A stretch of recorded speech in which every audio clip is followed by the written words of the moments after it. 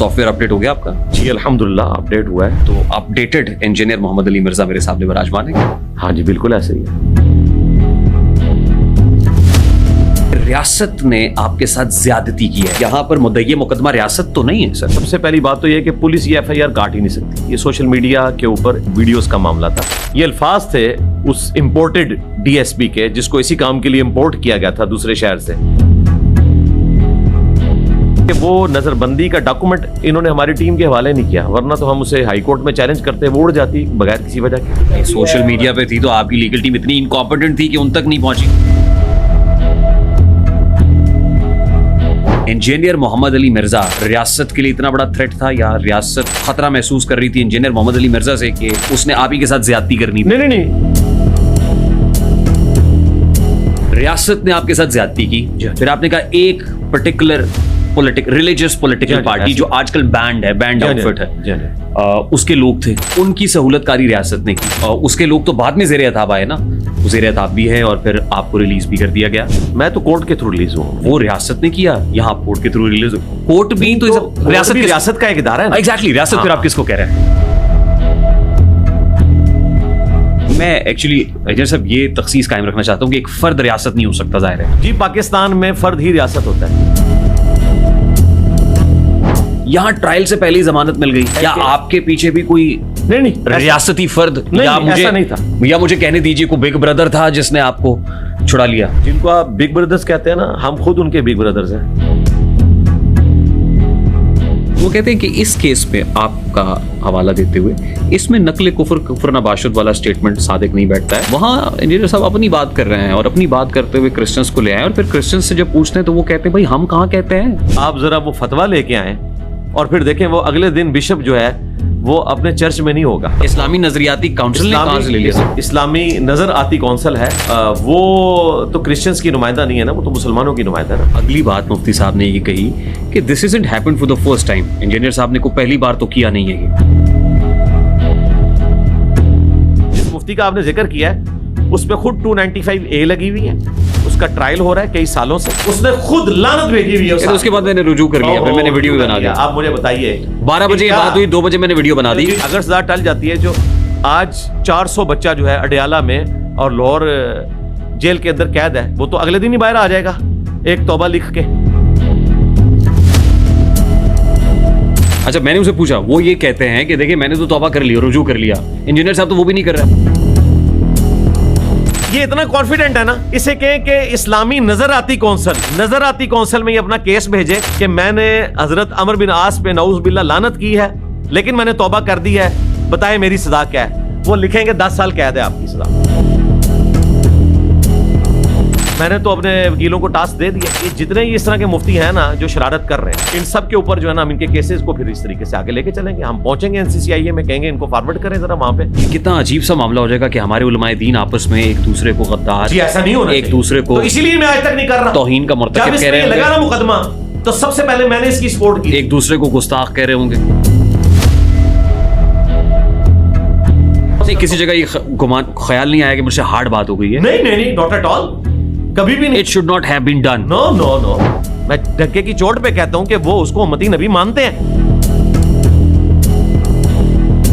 मैं नहीं चाहता हूं कि इससे आपके लिए कोई मसला बने। ये देखिए, आपने आज कई लोगों की नींदें हराम कर दी हैं जब ये क्लिप चढ़ना है ना। मैं नजर आती काउंसिल को एक्सपोज करना चाहता हूं आप लोगों के सामने। आप पे इल्जाम लगाने वाले ये इल्जाम लगाते हैं कि इंजीनियर मोहम्मद अली मिर्जा साहब वहां बैठ के हेट स्पीच करते हैं। फिर हम भी तुम्हारे बारे में यही कह के तुम लोगों ने फ्रॉड मचाया है, ये मदारिस, तुम लोग अहल ही नहीं उन मदरसों के। एक लाइन ये है, तेरे बाबे तो शाही कोई, ये तो लिखा है तेरे बाबे ते शाही कोई नहीं, उन्होंने नाम ले लेकर सामने मुखालिफ फिरके के और वीडियो चढ़ी हुई है, कहा कि ये काफिर है। अच्छा अली भाई, मेरा बड़ा सादा सा सवाल है। अब ये मैं उलमा को जो आपस में लड़ता हुआ देख रहा हूँ ना, मतलब इससे कितने मुल्हिद इंस्पायर होकर मुसलमान हो जाएंगे, कितने काफिर ये कहेंगे कि यार क्या अच्छे लोग हैं। तो फिर ये तो ना, ये आप मुझे कह रहे हैं या मुफ्ती साहब को कह रहे हैं? दोनों कह रहा हूं। जो काम आप लोग कर रहे हैं उससे तो गैर मुस्लिम मजीद मुतनफर हो रहे हैं कि भाई ये देखो, तो ये उलमा को समझाए ना। अभी तो आप बैठे हुए हैं ना, मैं आप भी से 10 वर्षा गुजारिश कर सकता हूँ मैं, और आपकी वसादत से सब उलमा से कह रहा हूँ कि हुजूर है देखो, इन डाउट्स को क्लियर करने के लिए आप यूनिवर्सिटीज में क्यों नहीं जाते? यूनिवर्सिटीज में मुझे जाने की जरूरत नहीं, मैं उनका बिग ब्रदर हूँ। मैं चाहता हूँ हमारा प्लेटफॉर्म हाजिर है, मुफ्ती तारिक मसूद साहब हो या कोई और मुफ्ती हो, मैं नाम नहीं ले रहा, इंजीनियर मोहम्मद अली मिर्जा साहब के साथ बैठ जाएं। हम आपको गारंटी करते हैं जो शराइत आप देंगे उन शराइत की पासदारी है। सिर्फ एक शर्त। अब इसके ऊपर मीम पता क्या? इंजीनियर डर गया। सरकार एक मिनट रुक जाए, मीम बनेंगे इंजीनियर डर गया। मुनाजरा का जो शराइत है वो आपने रख दी है और उसके बाद इंजीनियर मोहम्मद अली मिर्जा भागेगा नहीं। क्यों भागूं? हमने तो ये सुना है कि जब जेल में आप एंटर होते हैं तो पहली तलाशी इतनी जामे होती है कि वो तो कोई चीज पहना रहने ही नहीं देते हैं। आपके यहाँ भी ऐसी ही तलाशी हुई थी? देखिए अली भाई, 103 रोज आप रहे हैं, खान साहब को 2 साल से जायद का अरसा हो गया है। 2 साल जो बंदा अंदर रहता है उसको तो जेल फिर अपना आप दिखाना शुरू कर देती है। खान साहब तकलीफ में है। तकलीफ में कोई शक नहीं इसमें। तो जब आप वहां पे गए तो लोगों का आपके साथ कंडक्ट कैसा था? मैं स्टाफ की बात भी कर रहा हूँ, मैं साथियों की बात भी कर रहा हूँ जो इम्प्रिजनमेंट में थे। वहां सारे तो इन्हें मजहब के होते हैं, इसलिए एक दूसरे से किसी को खतरा नहीं होता। अगर आपने कोई फिरका लॉन्च नहीं किया और ये सारे फिरके आपके नजदीक गलत हैं, गुमराह हैं, तो फिर आप किस फिरके को फॉलो करते हैं? आपने कौन सा फिरका लॉन्च किया? फिरके कहते हैं नहीं हम मुसलमान हैं, बाकी सब जो है वो वाजिबुल कत्ल हैं। मुआविया रज़ियल्लाहु अन्हु पे बहुत ज़्यादा तनकीद करते हैं, उनको रज़ियल्लाहु तआला नबी कहते हैं, यानी कि सहाबी मानते हैं, और रज़ियल्लाहु तआला का मतलब अल्लाह पाक उनसे राजी है। जब अल्लाह पाक राजी है तो इंजीनियर साहब क्यों तनकीद करते हैं? इस प्लेनेट अर्थ पे इख्तिलाफी मौज़ूआत पे अगर मुझसे कोई सॉफ्ट बंदा है तो प्रोड्यूस करें। आप साहब अकराम की गलतियां बयान करके आपको नहीं लगता कि लोगों के दिलों में नफरत पैदा होती है साहब अकराम के हवाले से? जब अल्लाह ताला ने उनके सारे गुनाहों को माफ कर दिया, तो फिर मेरा एक छोटा सा सवाल है कि आप साहब अकराम की गलतियां क्यों पकड़ते हैं और क्यों उनकी गलतियों को बयान करते हैं? कोई वाकया रिपोर्ट हुआ है कि किसी बुजुर्ग ने कब्र से निकल के ड्रोन पकड़ा हो, लाहौर में भी गिरा है, तो मुझे तो कोई पकड़ता हुआ नजर नहीं आया।